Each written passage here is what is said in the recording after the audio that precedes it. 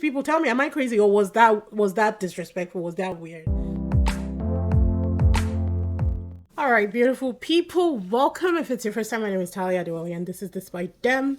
You saw the title, so let's just dive on in. Episode 14 was definitely a lot more interesting than episode 13, but I'm gonna skip through the points that I wrote down in episode 13 and just power through that.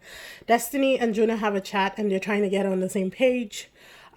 Where her eyes closed throughout that entire conversation, I couldn't tell. And I don't understand what energy Destiny is giving Jonah. Does she like him? Does she not like him? I personally think that she doesn't like him, but again, episode 14 comes along and it's like, okay, maybe I misread that. Carmen gets a text that the hideaway is open. Marco and Hannah are chosen. Meanwhile, Emily and Harrison were getting handsy under the bed at night. Like, he definitely got handsy with her. If you know what I'm talking about. I did not need to do that, people. But, yeah, so much for the respect that he was going to give Destiny, eh? Oh my god. Hideaways, they emerge, which is Marco and Hannah, and they break off into boys and girls as they usually do to dish. He implies that they had sex. He implies it, he doesn't say it, but she confirms that he did everything but actually having sex. So at least Carmen is smart, because honestly, I don't know if she can see the red flags, or if maybe her mind, or she's just not one to do that, you know. Kudos to her. Marco is not her person, and I don't like him for her. So yeah. Harrison and Destiny finally have a talk. He tells her that he's having fun with Emily. She stops him right there and says, you ain't gotta say nothing, we're good. You know, I don't know what the whole chip, it's almost like Destiny has a chip on her shoulder, and I get it. I know you know your self-worth, and I appreciate that, but sometimes you have to show that vulnerable side of you for people to appreciate you more. She's all wall and there's no cracks in it. So, like I said in my first review, I don't know what her energy is going to bring in this house, but in 14, it brings something. So let's just keep going. Bergie at this point needs to go home. I don't know who put Bergie in a conversation with Kenzo. Kenzo did not look like he wanted to be there. But at this point, I think we need to send Bergie home. There is no point of having him in this house. I love Bergie, but based on this show and the people that come on this show, there's nobody who's going to be Bergie's type. It's just the truth. So it begs the question, why did they cast Bergie on this show? I keep asking the same question. Nobody's answering me, people. Nobody's answering. Jonah asked Destiny about her chat with Harrison, and the way he asked, he was very direct, and there were warning bells that went off in my head, but I was like, you know what, it is what it is. It's their first interaction. I'm not going to read too much about it. We will get to that in episode 14. Carmen was actually speaking sense in episode 13 and 14. Like I said, the girl is growing a little bit on me. I still don't like the way she handled things with Bergie, but she's growing. But she was speaking sense when she said that she wants someone to come in and be all for KK. The way Carmen has been treating KK for the past couple episodes, it makes me believe that she actually truly cares for KK. And I like that. Anybody who's on KK's side is on my side. Because I totally agree that somebody needs to come in 100% for KK. So that Keenan understands what it feels like. Because he's been the one that's been playing away games all this time. And it's like, I'm tired of Keenan. Honestly, the guy ain't it. He's not worth all this trouble. KK is drop dead gorgeous. She is she's a traveling nurse. You know, she's intelligent. She's pretty. She's beautiful. And she's like the full package. And she 100% gave herself to this guy, only for him to be treating her like an option. Hell no. I mean, at some point, I'm going to write off KK too, because I'm like, how much do you need to take before you learn, you know? Keenan is still spewing the same old trash about testing their relationship. I was done with that. KK seems ready to be all out for somebody else and open to other relationships. So I hope that works out for her. The texts come in. The bombshells, Imani and Mike have chosen their dates, and they chose Bergie and KK.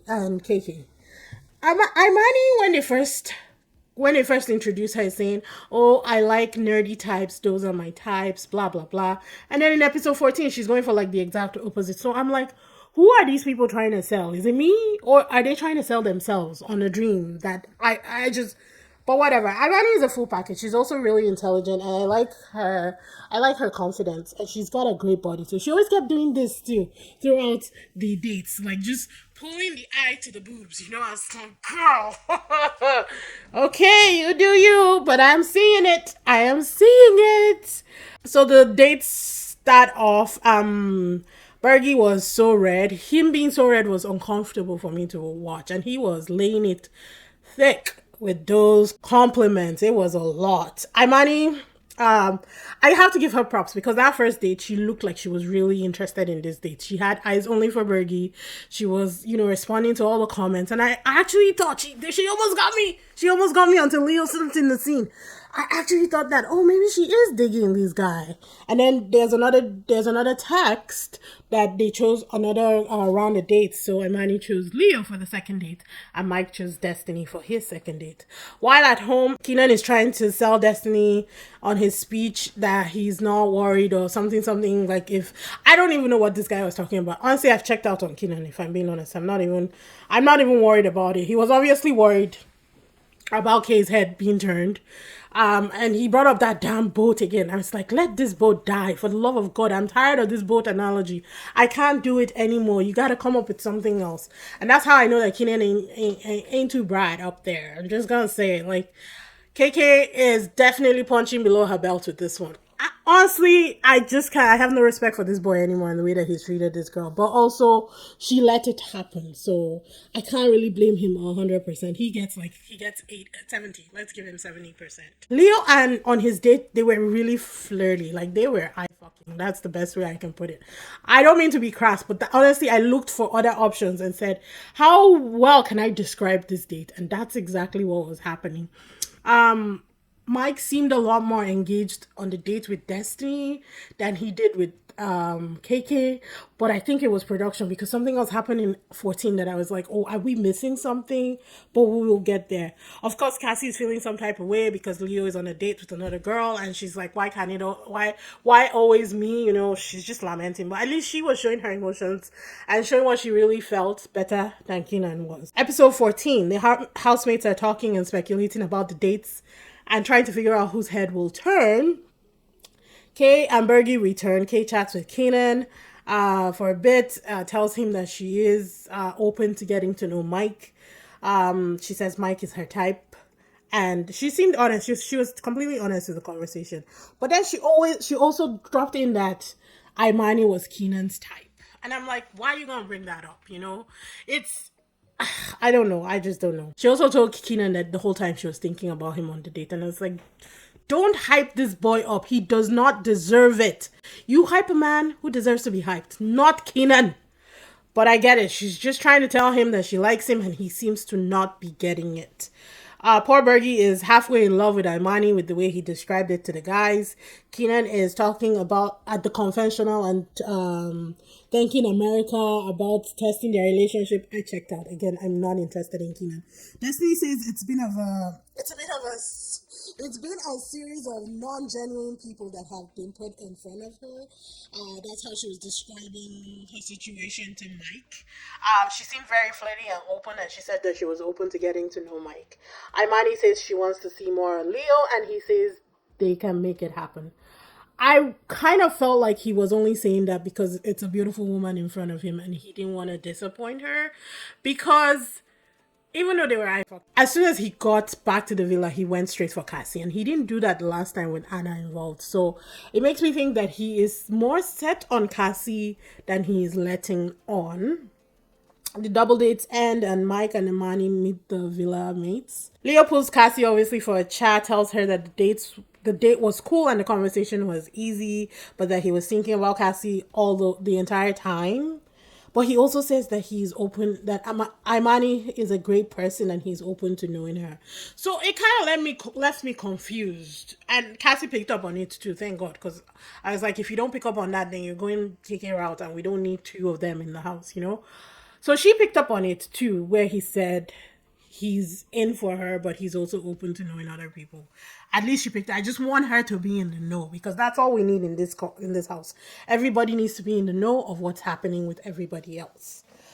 Destiny and Jonah chat, and she tells him that the date was good, And Jonah is, it's the eyes. There's something in the eyes because he kept asking, "What did you talk about on the date?" And it's that I think he has jealous tendencies, and not just jealousy, but like aggressive. And this is just allegedly. I don't know this guy or people, but from what I'm seeing, there was something sparked in his eyes when he asked her that question about the dates, and it was the same thing that I saw in his face and his eyes when he asked her what she and Harrison talked about. So it kind of freaks me out. Jonah is not my favorite person, as you guys well know. I don't trust him. I can't say I don't like him because I don't know him, but I don't trust him. I don't know that he's in this house for the right reasons, like any of them are. But I don't trust his motives, not one bit at all. Imani and KK are talking, and Imani asks about KK and Keenan's situation. And then KK proceeds to give Imani full on permission to talk to her man. And I'm like, oh my God. Like, what are you doing? Look, I'm not saying that she has the right to say no, don't talk to him. No. But set boundaries in place. Say, at least say, yes, I can appreciate that you're gonna get to know everybody. Just do it respectfully. If you don't put it out there, boundaries are good, people. We need to all have boundaries in this life. I'm just saying. Mike is not looking for love, he says, but is open to it. He said he wasn't gonna let the guys know who he was interested in. He was keeping those cards to his chest. He said he's looking for a girl and not necessarily for friends, which, you know what, it's called Love Island, not Friendship Island. But then he's not looking for love, so should it be called Girl Island? I don't know. You guys know what I mean. You know what I'm talking about. Jonah and Imani have a conversation, and it seemed okay. Sometimes I think that Jonah is just spitting garbage, because whenever he gets into the confessional, he starts talking rubbish. In this case, he was like, "Oh, there's layers to Imani. Imani has depth." And I'm like, I'm not saying that she doesn't, people, but what was she talking about? All she said was, like, if somebody thinks she's sexy, she wants to know why you think I'm sexy. And that translated to her having depth. I get that we only get a segment of the conversations that they have. But personally, to me, I ain't seen no depth yet. I think she is gorgeous. I think she is intelligent. But deep, I don't know, people. I don't know. KK pulls Mike for a chat. She literally went over, picked him up, and they went to the beach to chat. So KK was like, I'm putting everything out there because you know what, it's my time. She tells him that she's attracted enough to him to want to pull him for chats outside of her coupling with Keenan, which I thought was significant. But I was also saying in my head, I was like, KK, you're starting something. I know Keenan started it, but we all understand how men are. You're starting something, you better be ready to back it up, because there's no backtracking when it comes to this. Otherwise, Keenan is going to ride, because he has the power in this relationship. He's going to hold it over her head till they either get eliminated or they win, you know? So I was like, KK, you better know what you're doing. Simple. I'm happy. I'm on board. You go, girl. You live that life. You meet those people. You make those connections outside of Keenan. But just know what you're doing. That's it. Mike proceeds to say, ask her, what do you bring to the table? And I'm like, this fucking man. But she proceeds to answer and list of things that she's bringing to the table. I'm like, what is going on? Am I the only one that found that weird? Is this normal? Is this normal now? Is this what the kids are doing? Because I'm so old. No, but is this what the kids are doing? Seriously, because I didn't appreciate that question. It's like, no.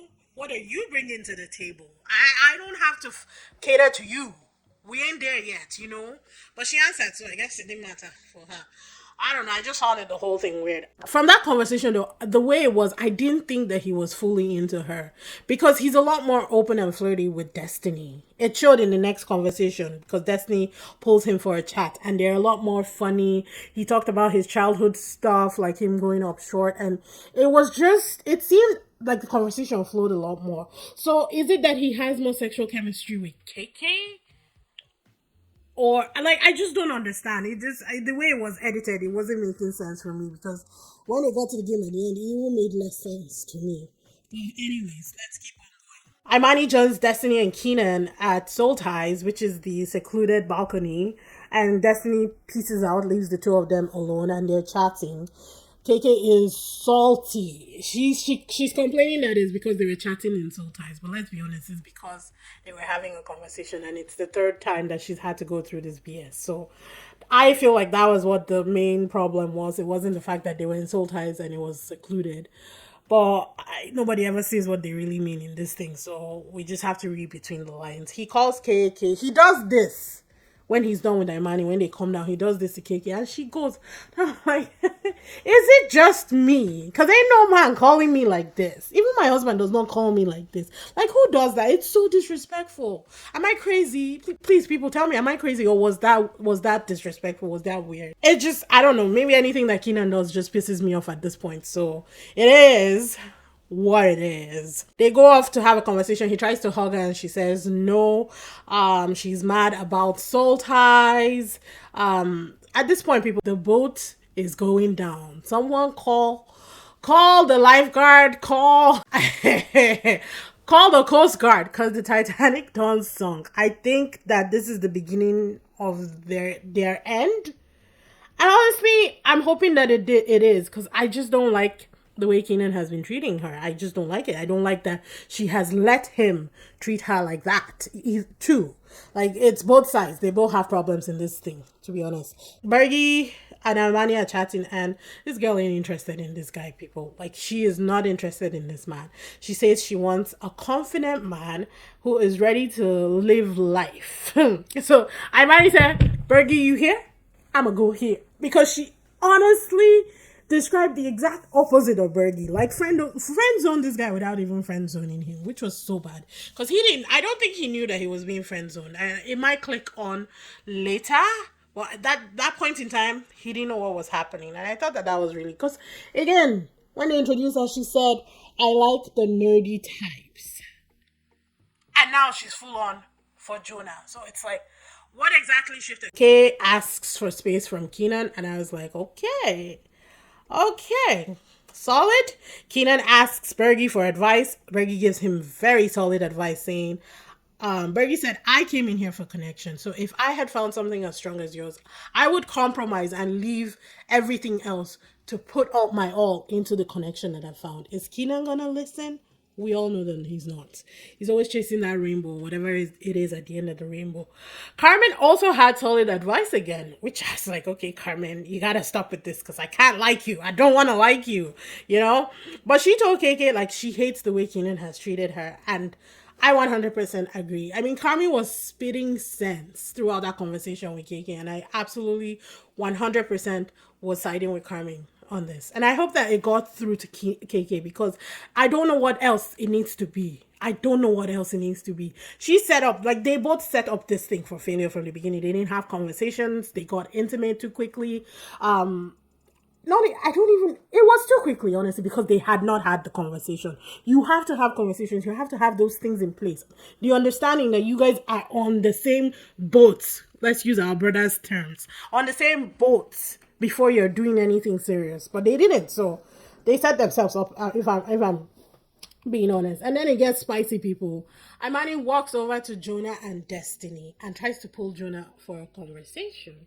And Destiny was like, I ain't done. No, when I'm done, he can come meet you. And then Armani proceeds to stand there and say, Jonah, you choose. The ball is in your court.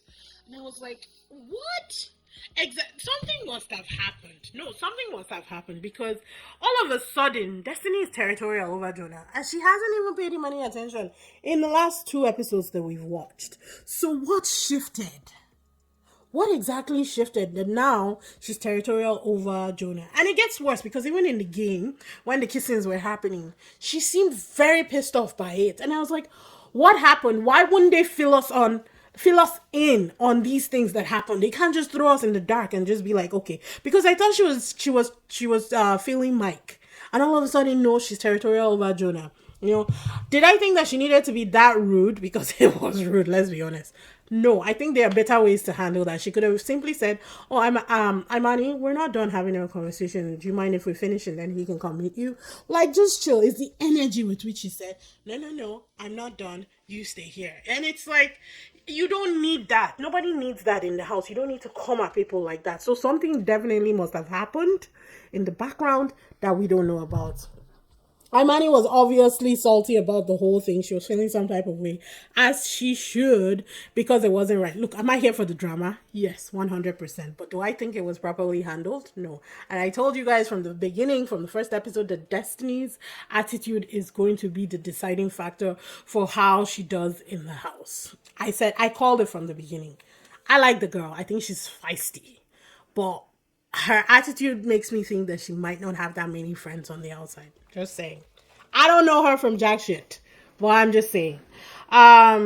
So Jonah does move off to talk to Imani eventually and tries to diffuse the whole situation because he doesn't want tensions in the house. And then Leo announces that there's a game at the fire pit. It's a kissing game. So in the end, Jonah kissed Imani, and of course Destiny was pissed. Leo kissed Cassie. Kenzo was supposed to kiss two people, the best kisser and the most annoying. He kissed Carmen as the best kisser and Cassie as the most annoying. Can't say I blame him on those choices. Bergie kissed Imani. I think it was Sexiest Body or something like that. Keenan kissed Emily. And I'm like, what is this man doing? Moving on, Hannah kissed Mike. Nicest lips. And that shocked me, people. I was like, Hannah girl, Hannah baby, what is going on? What happened? I was shocked because nicest lips is subjective. And for me, nicest lips will be my husband because those are the only lips I want to kiss. I get it, like she's not married to Marco, but she is coupled up with him. So what again has happened in the background? Marco didn't look impressed, and of course he shouldn't, So I guess we'll get more into that in the next episode. Imani kissed Jonah. And I was like, okay, there's definitely something that happened that shifted things between these people, because since when are Jonah and Imani vibing? Okay. And I was like, Keenan, you're looking a little stupid right now, ain't ya? For the third time in a row. I swear to God, it's the best thing. It is the best thing. Oh, Cassie kissed Kay as the sexiest person, I think, in the house, and Keenan because he doesn't listen. And then he was butthurt and started calling out KK in front of everybody, and I was like, yo, stole that immaturity. Ain't nobody got time for that. And then Mike kissed KK as best in bed.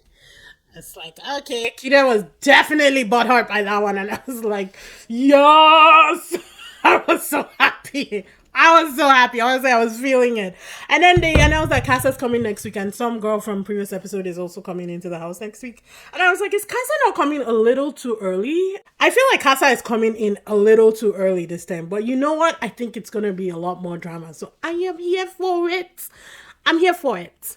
I'm loving it, people. Definitely, episode 14 was definitely my more favorite of the two this week. There's none tomorrow, so obviously we'll see what happens on Sunday. But yeah, if you guys are watching, comment. Let's get that dialogue going. Let's just talk about it, and be sure to like, subscribe, and hit that notification. I will see you in the next one. Bye.